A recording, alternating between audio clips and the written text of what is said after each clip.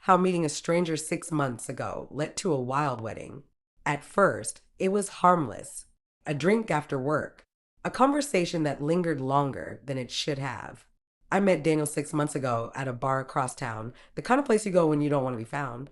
He was charming, confident, just the right mix of mystery and danger. The kind of man who made you forget about the world outside. I asked if he was seeing someone. He smiled, shook his head. One drink turned into two. Two turned into a night I couldn't forget. And then another. And another.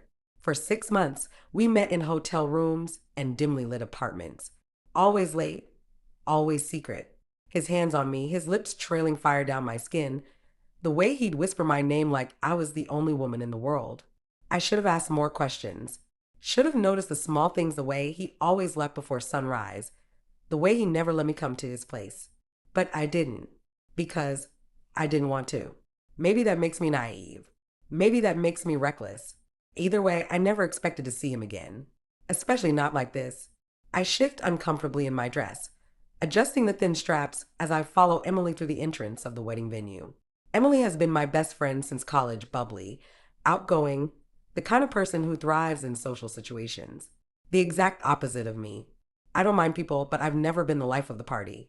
I'm quieter, observant, always standing on the edges of the room, watching, analyzing, which is exactly why I had no business agreeing to be her plus one at some fancy wedding. But Emily begged. You're always home, Lisa. Come out, have some fun.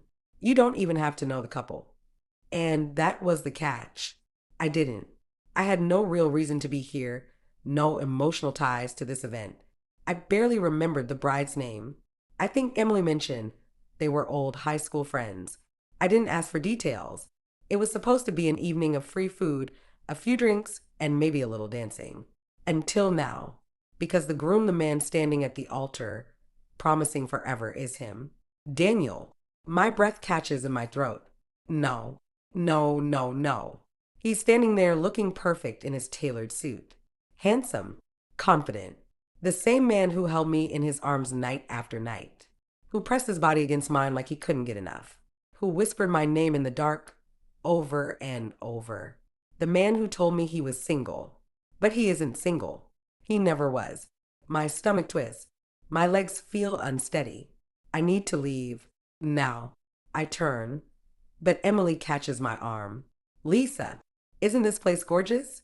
You're gonna love them. They're perfect together. Perfect. I force a smile, nodding, but my heart is racing. I can feel his eyes on me. I won't look. I can't. I need some air, I mumble. Emily frowns, but I don't wait for a response. I push through the crowd, stepping outside, sucking in deep breaths. This isn't real. This isn't happening. Lisa, his voice. I freeze.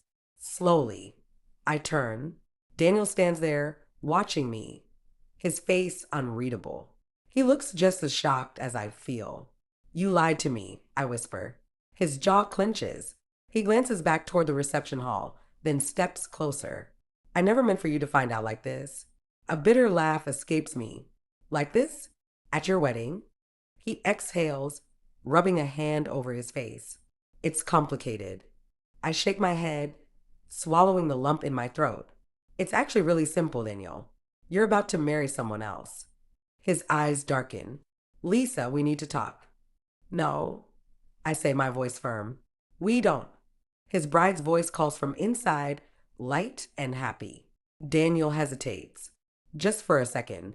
And that's enough. I take a step back, then another. There's nothing left to say, I tell him. I should leave. I should walk away, get in a cab, and never look back.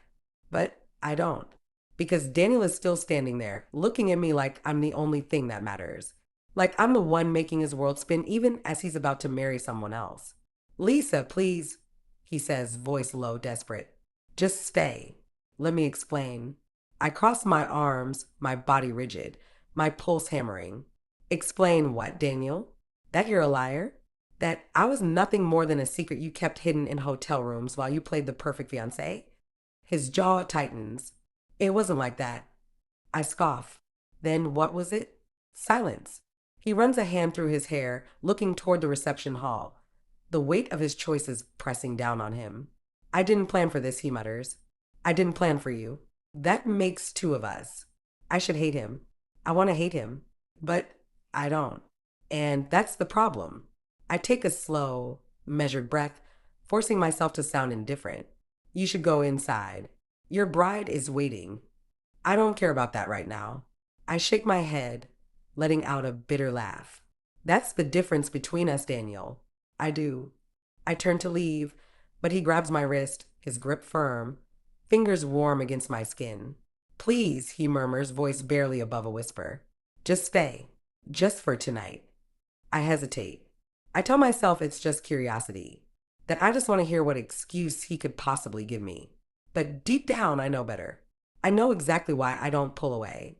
I know exactly why my breath stutters when he tugs me a step closer, his scent, his presence, his touch just as intoxicating as it always was. And I know exactly why I whisper, fine, because some mistakes are too addictive to quit. I know this is a mistake. I know what this is turning into. I shouldn't have stayed. I sit at a round table near the back of the grand ballroom, my fingers wrapped around the stem of a champagne flute, barely listening to the speeches. Emily is beside me, blissfully unaware, laughing at some inside joke with the other guests.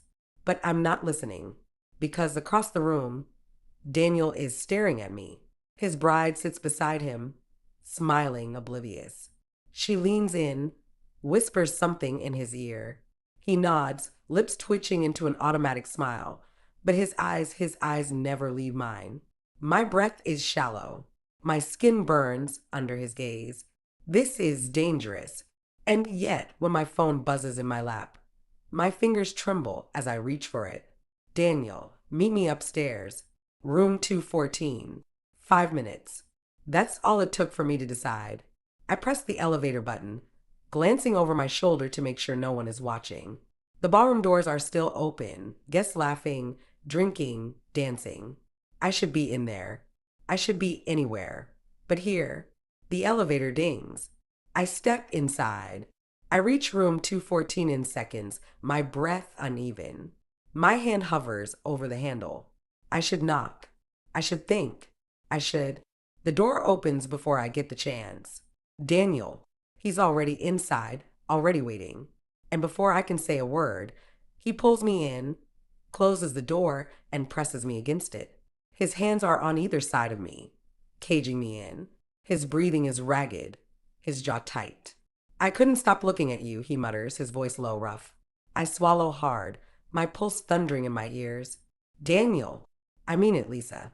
His hands fist at his sides. I dance with her, I smile for the photos, I did everything I was supposed to do, but all I could think about was you. I shouldn't want to hear that. I shouldn't feel relief at the confession. But I do. Tell me you feel nothing, he says, eyes burning into mine. Tell me you don't want this and I'll walk away right now. I open my mouth. I should lie. I should tell him what he needs to hear. But when his fingers graze my waist, my breath stutters. And I can't. I can't say it. Instead, my hands find his collar, yanking him closer, and our lips collide in a rush of heat, desperation, and everything we've been trying to suppress. His hands grip my hips, pulling me against him, pressing me so close there's no space between us. His mouth moves against mine, urgent, hungry, like he's been starving for this, for me. And I let him. I let myself fall into the fire, knowing it will burn, knowing I don't care. We're tangled together, breathless, caught in something reckless and unstoppable. His lips press against my neck, my hands gripping his shoulders, pulling him closer, completely lost in the moment. Then, a sharp vibration against his pocket. I barely notice it at first, but Daniel stills, his grip tightening. And then I hear it, a phone ringing. His phone, his bride. I freeze. Daniel exhales, his forehead pressing against mine, his breathing uneven. For a second, I think he'll ignore it, that he'll let it ring, let the moment swallow us whole. But then he reaches for it. He doesn't let go of me. He doesn't move away. He just grabs his phone, swipes to answer, and brings it to his ear. Hey, he says, voice low, controlled. My stomach twists. I can hear her on the other end. She's asking where he is, why he disappeared. I should move. I should step away. But I don't. Because Daniel's free hand slides down my back, his fingers pressing against my skin, holding me there, keeping me in place. His eyes don't leave mine, his expression unreadable, his body still pressed against mine. And then, while still on the phone with her, his lips find my neck again. A shiver runs through me. This is beyond wrong. This is insanity. And yet I tilt my head, letting him, feeling his breath against my skin as he murmurs soft reassurances into the phone. I'll be right back, he tells her, his voice steady, composed. Like he isn't unraveling me with his hands. Like he isn't here with me. My heart pounds. I should be disgusted. I should feel guilty. But all I feel is power. Because in this moment, she might have his name. But I have him. The call ends. Silence. His phone drops onto the bedside table. And then Daniel looks at me, his breathing heavy, his gaze dark. Don't say a word, he murmurs. I don't. Because I know this isn't over. Not even close. By the time I return, the party is in full swing. The bride is laughing at the center of the dance floor, surrounded by friends. Daniel is beside her, his arm around her waist, his head dipped close as she whispers something to him. He looks like the perfect groom, like a man who has everything. But when his eyes flicker to mine across the room, I feel it again. The fire, the hunger, the secret no one else knows. I turn away. I need to leave before I do something stupid.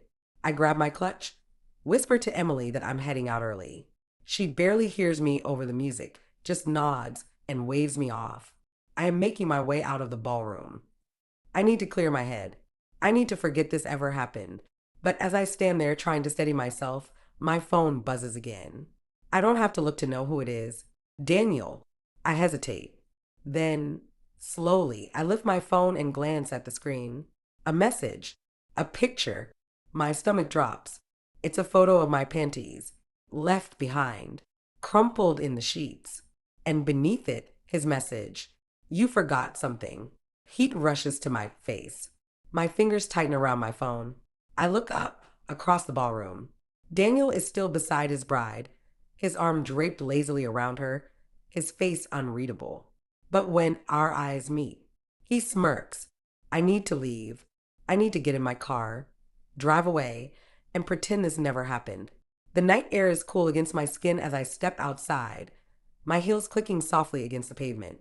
My head is spinning, my pulse still erratic from everything that unfolded tonight.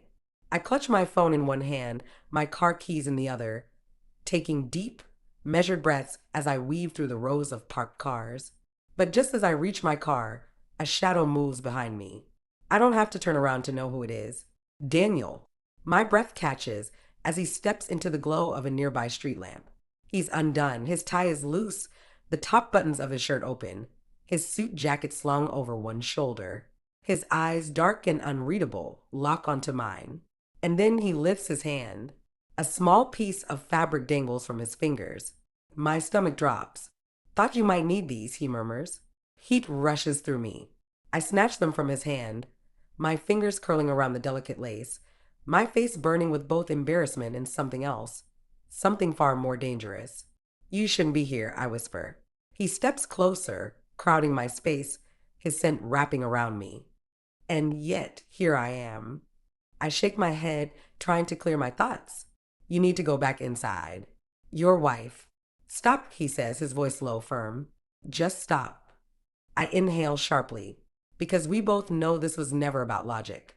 This was never about doing the right thing. It was always about this. The pull, the hunger, the feeling that no matter how wrong it is, neither of us can seem to walk away. His fingers brush my wrist, featherlight, sending a shiver up my spine. One last time, he murmurs. Then I'll go. I know it's a lie. I know I shouldn't believe him. But when his hands slide around my waist, guiding me back, pressing me against the cool metal of the car, I don't resist. I don't even think. I just let him take me under, all over again. I don't know how long we stay like this, breathless, tangled, the windows fog from the heat of what just happened.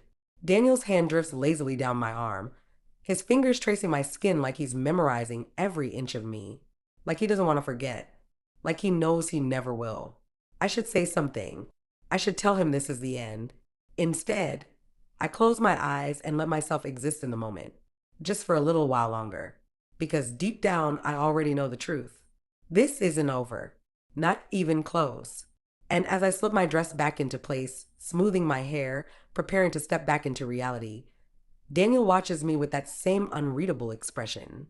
A promise, a warning, a temptation I know I'll never escape. As Daniel leaves for the party, my phone buzzes. A message from him. Daniel, tell me this wasn't the last time. I don't reply. I just slip out of the car, heart pounding, knowing full well it never is.